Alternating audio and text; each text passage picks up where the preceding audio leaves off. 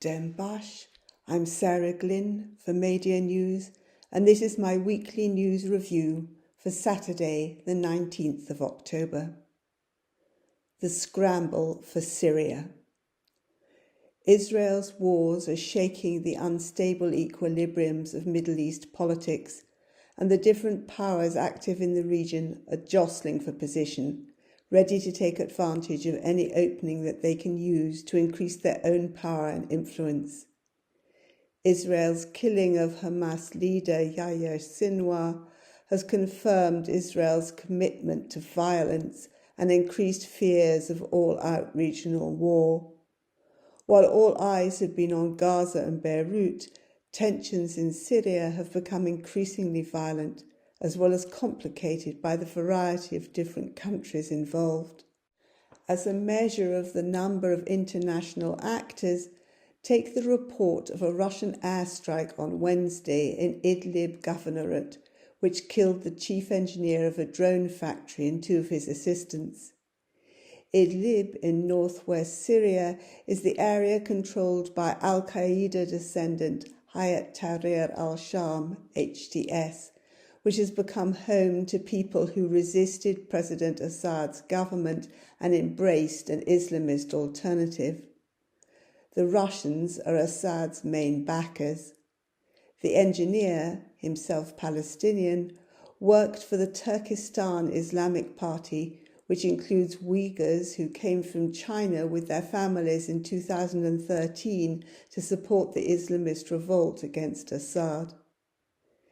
Idlib has been witnessing increasing military activity, and there is talk of a possible HTS attack on parts of Aleppo. HTS receives military backing from Turkey, which has been bringing reinforcements into the area. Reports describe the arrival of a Turkish convoy of around 50 military vehicles. On the other side, the Syrian government is also supported by Iran as well as by Russia, and Syria has seen a growing presence of Iranian-backed militias.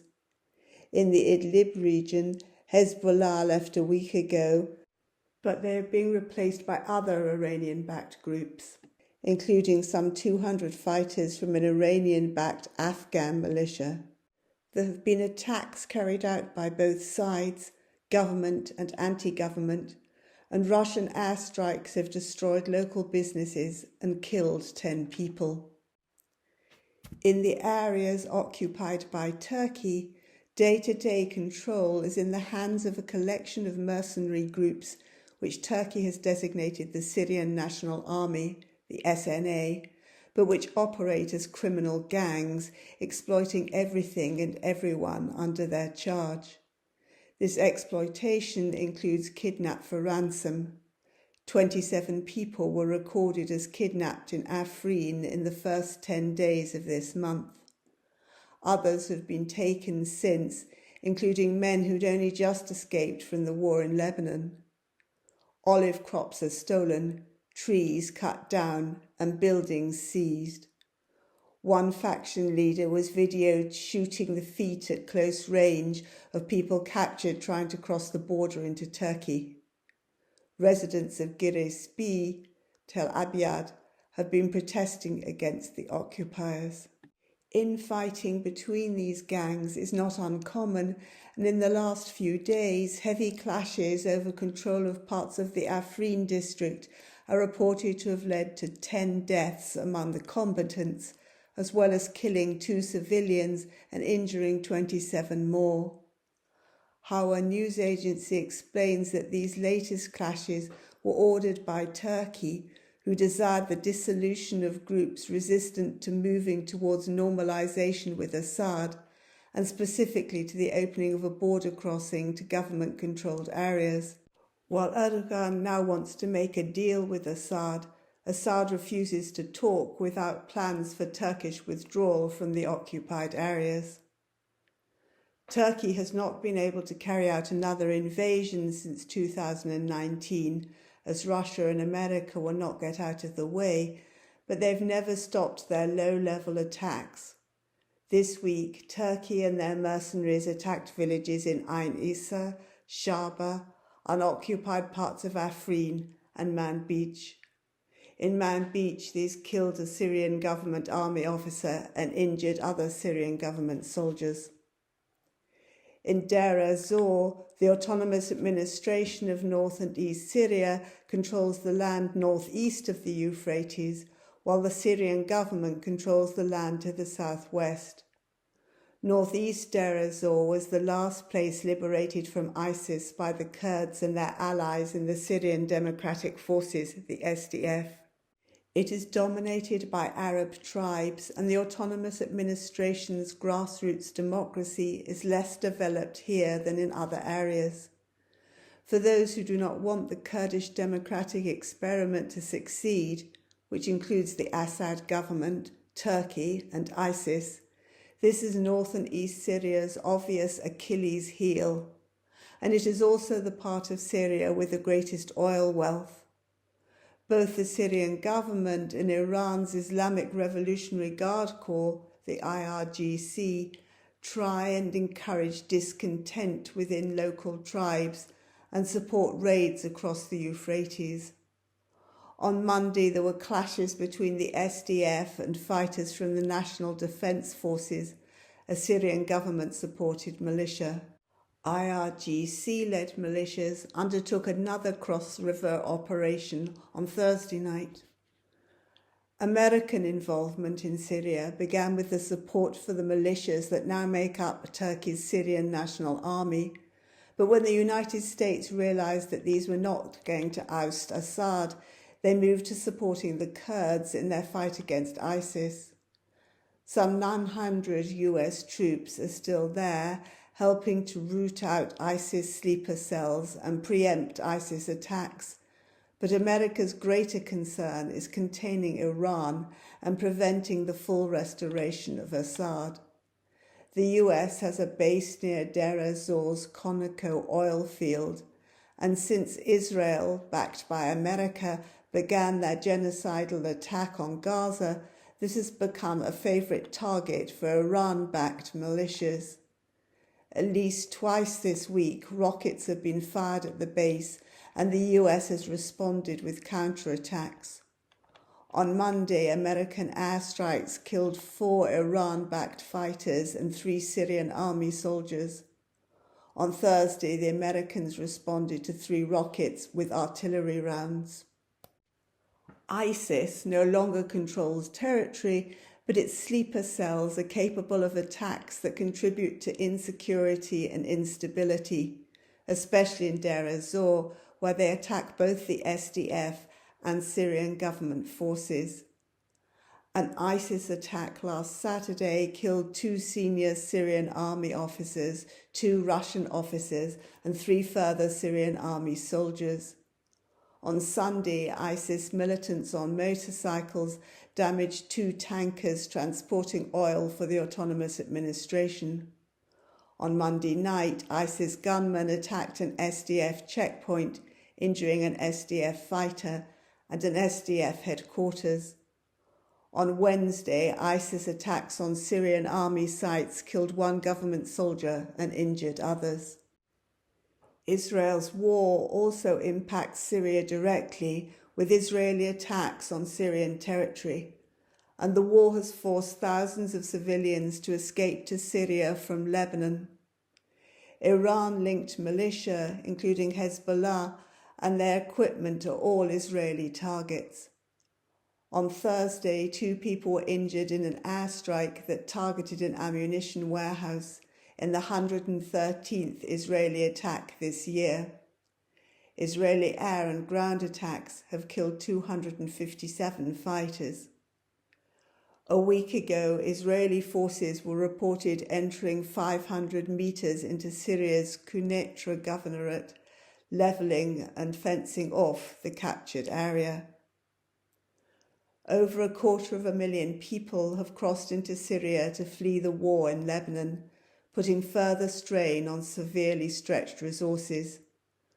The World Food Programme reports that the cost of living has tripled in Syria over the past 3 years, with the minimum wage buying only 1/5 of a family's basic food needs and 1/10 of essential needs.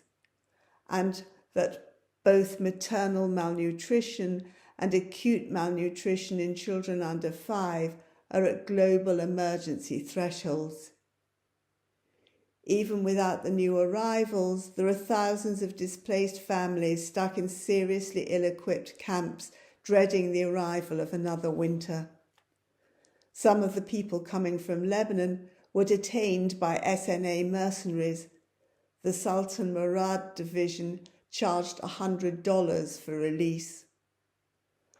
By Thursday, 19,754 people had reached the autonomous administration of North and East Syria. Just 76 of these were Lebanese citizens. Others had gone to Lebanon to escape the Syrian war or to find work. Those from North and East Syria have gone back to their homes, while those from other parts of Syria are being accommodated by the administration in temporary camps where they're provided with food, fuel and medical care. The administration is calling for international help, but have so far received none, and for the opening of further border crossings into the region. Before leaving Syria, it is important to note that, amidst all the pressures and violence, life goes on and progress can continue to be made. On Sunday, Rojava University, founded in 2016, held its 4th graduation ceremony, while Tuesday saw the opening of Kamishli's annual book fair. Next door, in the Kurdistan region of Iraq, tensions are running high in the run-up to tomorrow's regional election. So high that on Monday night a clash broke out in Erbil between the two main parties and shots were fired. Both the Kurdistan Democratic Party, the KDP, and the Patriotic Union of Kurdistan, the PUK, are parties dominated by a single family. But their visions for the region and the future of Kurdish politics are fundamentally different, making this election important in the wider geopolitical balance. The KDP has been helping the Turkish military take control of large areas in the north of the region, while the PUK refuses to succumb to Turkey's demands. They won't help Turkey attack the PKK, and they will continue to work with the Syrian SDF, which Turkey portrays as identical to the PKK.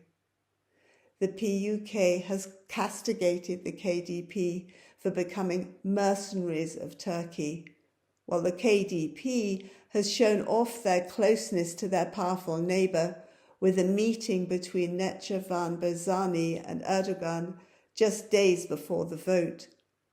Hawa news agency expressed the concern of many Kurds in Iraq and elsewhere in their description of this meeting, noting that the two men discussed how to consolidate the exploitation of southern Kurdistan for the benefit of the Turkish economy and how to consolidate KDP dominance at the expense of other political parties in the upcoming parliamentary elections. If the KDP are returned to power, this will strengthen Turkish influence way beyond the Kurdistan region of Iraq.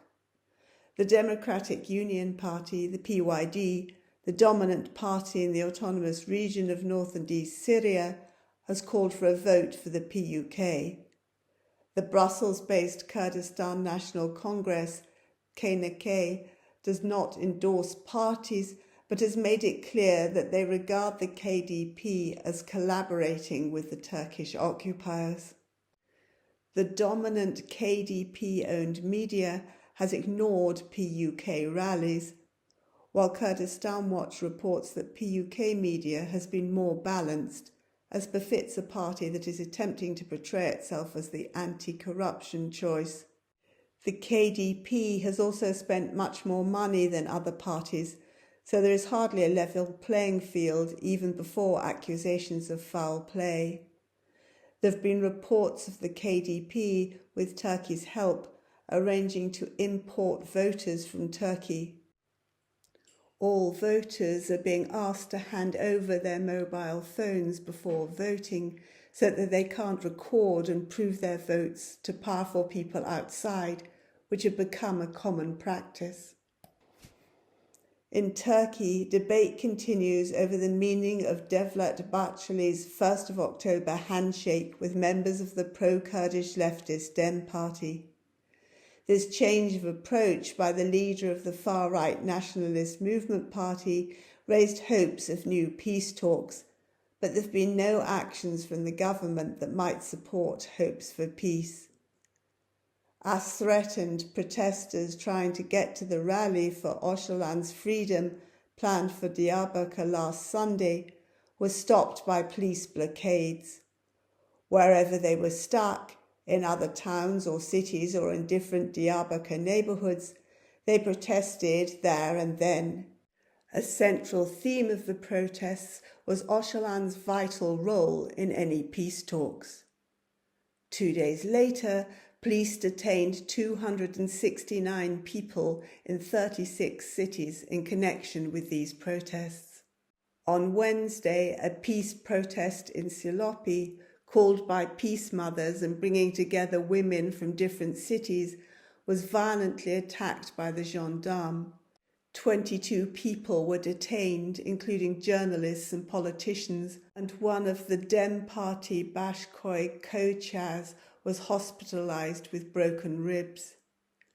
Meanwhile, the biggest increase in Turkey's 2025 budget is for defence and internal security, where expenditure will more than double. The recently published report on Turkey by the United Nations Committee Against Torture serves as a reminder of how many changes need to be made for Turkey to meet international standards. It specifically calls for Turkey to end the isolation of Abdullah Öcalan and the other 3 prisoners in Amrali, and to stop the practice of imprisonment without possibility of parole. Turkey has until next July to respond to the report. There is neither space nor time to go into the detailed discussion about the prospects of new peace talks, but it is now clear that there was never any intention on the part of Bahçeli or Erdogan to enter into negotiations that could result in a solution to the Kurdish question. For them, Kurdish politicians can only be accepted on the government's terms. Öcalan must liquidate the PKK, the Dem party must disassociate itself from Öcalan. However, as Ertuğrul Kürkçü points out, history never proceeds according to plan, and the fact that these ideas are being discussed may not be without consequence. Turkish media will not ask the views of the PKK themselves, but they would have to be part of any settlement. Their leading figures have made clear that they will not be taken in by mere rhetoric. As Mustafa Karasu explains, Bahçeli's handshake is not part of a new policy, but rather of a new game against the Dem party that is designed to stop the Kurdish struggle and generate confusion and opposition towards the PKK.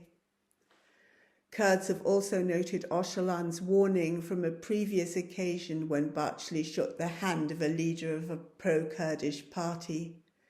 Then, in 2007, Öcalan told his lawyers, "A handshake just for the sake of symbolism cannot be." Turning to Iran, there has been a rare bit of good news from the courts.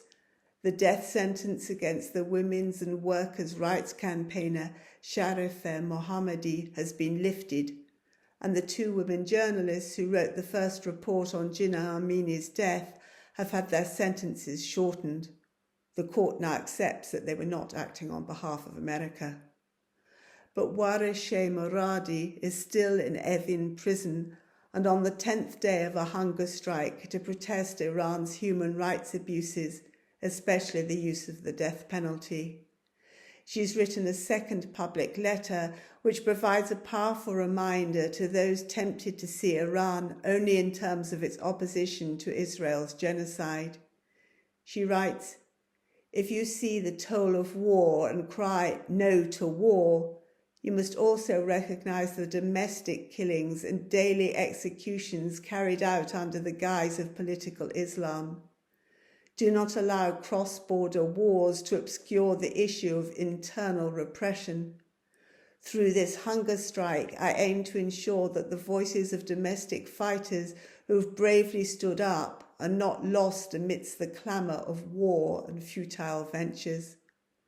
To this end, I announce my indefinite hunger strike in solidarity with the global campaigns of No to Executions, spearheaded by groups, institutions and international organisations dedicated to abolishing the death penalty. The brutality of the Iranian regime was further underlined by the mass shooting last Sunday of Afghan migrants attempting to cross the border into Iran. After writing about so much oppression in the Middle East, I will bring in an example from Europe, more specifically from Germany, which has always shown itself anxious to please Turkey. This week, the trial began in Stuttgart of Emin Bayman, whose work for Kurdish organisations is being prosecuted under Germany's counter-terrorism law. And today, Chancellor Olaf Scholz will meet with Erdogan in Istanbul to talk about migration control and about Turkey's desire to purchase 40 Eurofighter jets. The sale already has approval from the UK and Spain. Finally, Twitter readers were shocked to see the musician Roger Waters of Pink Floyd giving fulsome praise to Erdogan for Turkey's video on the anniversary of the beginning of Israel's genocide in Gaza. It was a good video, but before feeding Erdogan's propaganda, Rogers should have remembered his own previous stands against Turkish oppression, not least his support for imprisoned Kurdish singer Nudem Durak. Twitter users were quick to point out the shameful gap between Erdogan's speeches on Israel and his actions, including sharing an image made by Metin Cihan, which shows that when Turkey claimed to be stopping all trade with Israel, all they were actually doing was relabeling it as trade with Palestine.